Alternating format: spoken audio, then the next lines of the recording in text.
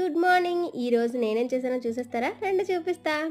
నేనైతే ఈరోజు బ్రేక్ఫాస్ట్ కోసం బొబ్బర్లతో దోశ చేశాననమాట. దానికి కాంబినేషన్గా పల్లీ చట్నీ చేశాను. మార్నింగ్ నేనైతే జీరా వాటర్ అయితే తీసుకున్నాను. అండ్ మంచిది కదా హెల్త్కి, అందుకని.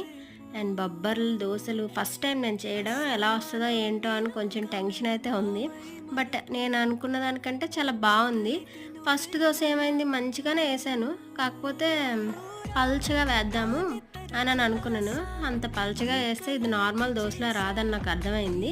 సెకండ్ దోశ మాత్రం మంచిగా వచ్చింది. దాంట్లోకి కాంబినేషన్గా పల్లీ చట్నీ అనమాట. రెండు బాగున్నాయి. కాకపోతే మనం రెగ్యులర్ దోశలు తిన్నంత బాగా ఈ దోశలు తినలేము, ఎందుకంటే ఇది చాలా హెవీగా ఉంది. ఒక్క దోశ తినేసరికి స్టమక్ మొత్తం ఫిల్ అయిపోయింది. అండ్ ఈరోజు మా బ్రేక్ఫాస్ట్ దోశ విత్ చట్నీ. మీరేం చేసుకున్నారా? కామెంట్ చేసేయండి. బాయ్.